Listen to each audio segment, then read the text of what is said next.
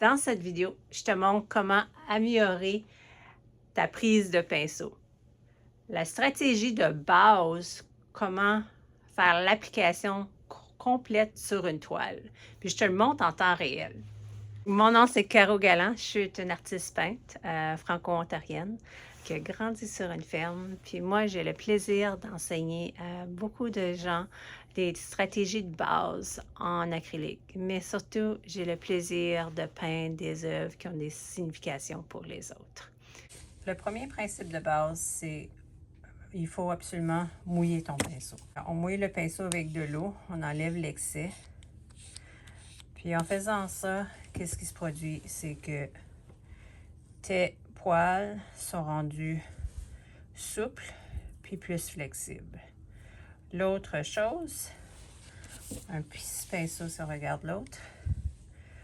L'autre, c'est, ils sont flexibles en ce moment, mais sont un petit peu moins souples. Quand tu prends ta peinture, ton même pinceau mouillé, la peinture va rentrer entre tes poils plus facilement. Puis ton pinceau non mouillé, la peinture, comme tu vois, elle se remplit moins bien, là. Je fais la même pression, mais elle se remplit moins bien. Ça, c'est le non mouillé. Fait que si j'applique, la peinture, elle se déverse pas de la même façon. Elle s'est toute déversée tout d'un coup. Puis après ça, j'ai donné 4 coups, puis j'avais plus de peinture.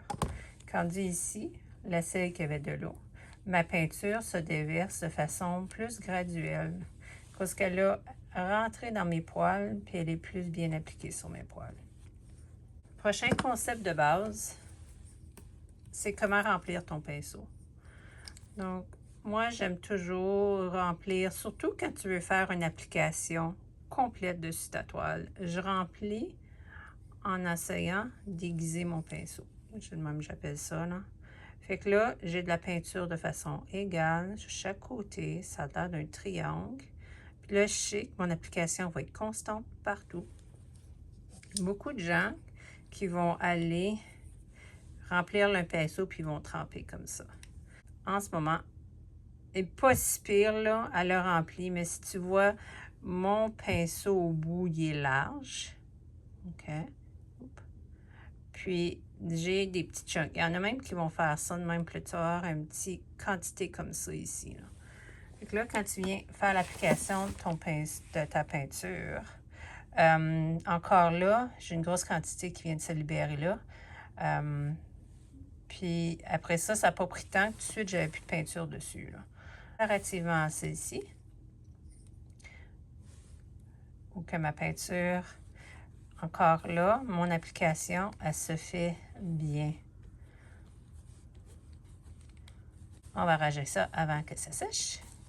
Une chose à éviter à tout prix, c'est de laisser des applications comme ça ici. Si ça sèche tout de suite, en ce moment, quand je vais revenir, il va y avoir des places que la peinture est sèche, d'autres places qui n'est pas sèche. La peinture va rentrer moins dans ma toile. Donc, en ce moment, je dois arranger ça avant que ça sèche. Mes premiers coups de pinceau, mon pinceau il est bien rempli. Je tiens mon pinceau très lousse dans ma main pour pouvoir le rouler. Je fais des X ou des Y pour que la peinture rentre dans tous les coins. Et à la fin, je me redresse ici, puis là je touche, quand il n'y a plus de peinture, je touche juste pour dire dessus mon pinceau, je chatouille puis j'enlève toutes les lignes.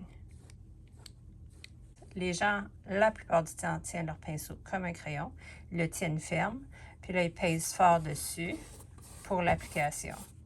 Puis là déjà, tu vois que j'ai eu des places, ça s'est beaucoup déversé, puis des places que ça ne s'est pas appliqué. J'ai pesé trop fort au début, fait que j'ai relâché toute ma peinture. Puis là, il y a des places que c'est pas appliqué de façon constante. Puis là, ils vont essayer d'arranger en pesant encore. Puis là, je crée plein de lignes dans ma peinture. Puis j'enlève, puis je fais des lignes et des lignes et des lignes. Si tu regardes ici comparé à ici, Ici, mon application est beaucoup plus épaisse, puis elle est vraiment plus continue. Continue ici, à cause j'ai pesé trop fort sur mon pinceau, la peinture n'est pas continue. Il y a des petites lignes dedans que j'ai enlevées, mais on voit encore les lignes sur l'autre sens, à cause il n'y a pas assez de peinture pour faire l'application. La peinture acrylique, ça sèche vite. Fait que tu essaies toujours d'appliquer en premier dans une région avant que ça ici, ça sèche. Puis après ça, tu rejoins ta région en touchant juste pour dire. Comme ça, les deux sections sont unies. Puis on ne va pas partout. On finit une région bien appliquée avant d'aller à une autre région. Parce que si tu vois que tu as fait une erreur plus tard, ça va être déjà trop sèche, puis après ça, tu vas être pris avec un paquet de lignes. J'ai mon pinceau plus droit, le pinceau il est fluide dessus mes mains. Puis à mesure que je fais mes X et je tourne, je peux tourner comme ça ou je peux rouler mon pinceau pour changer l'angle. Fait que mon pinceau il est plus fluide. La raison de le tenir léger également, c'est que je sens combien de pression que j'applique dessus ma toile. Si je pèse trop fort, je ne sais pas comment de pression. Puis là, je peux même savoir, là, je touche ma toile, puis je peux enlever mes lignes que je le sens à travers de mon pinceau, je sens la pression. Si je le tiens trop fort, je ne sens pas les petites variations de pression que j'applique sur mon pinceau. C'est vraiment la première couche que j'aime donner une bonne application, qui n'a pas aucun problème. Si je tiens mon pinceau trop proche, je vais avoir de la misère à changer mon angle. Je vais avoir de la misère à couvrir plus une grande surface. Puis je vais avoir de la misère, si tu vois, j'applique la pression plus sur ce côté ici de mon pinceau à place de là. Si je me tiens plus loin, je suis capable ensuite de faire une application puis utiliser toute la surface de mon pinceau.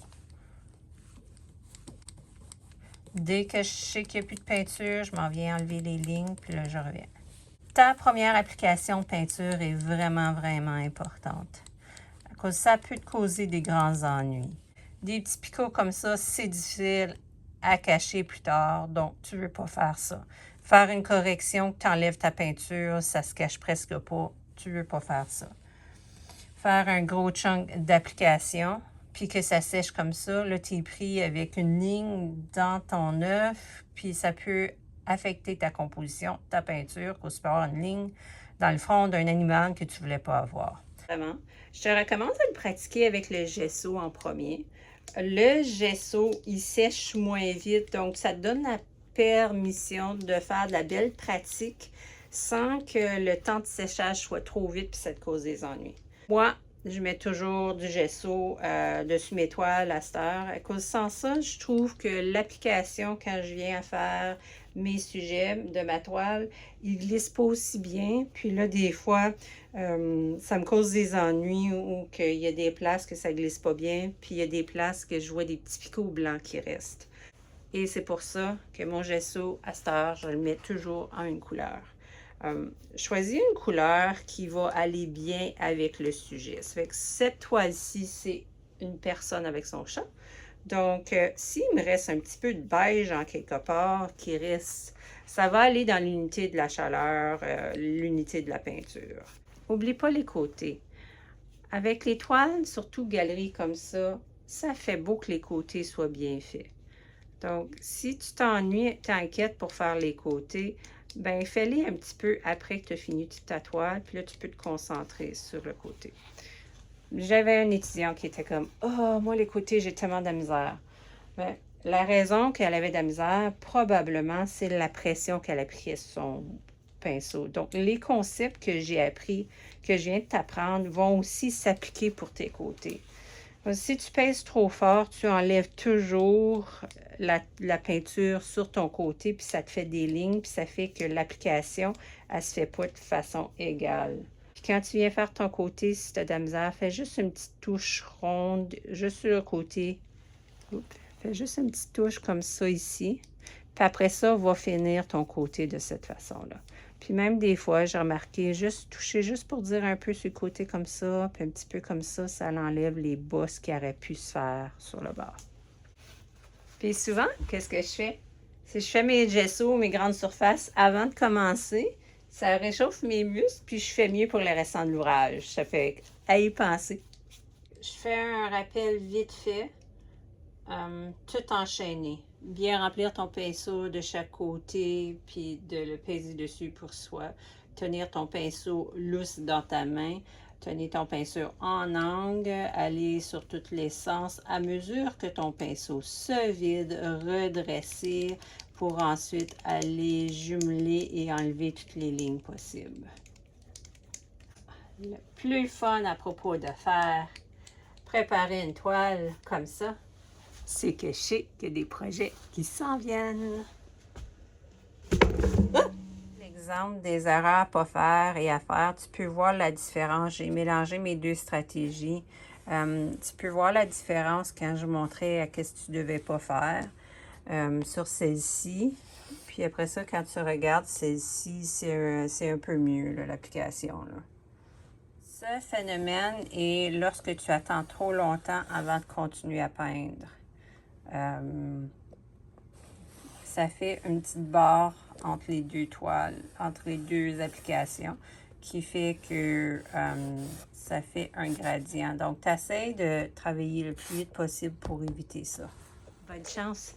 Puis, mais c'est le pinceau, c'est comme ça qu'on apprend.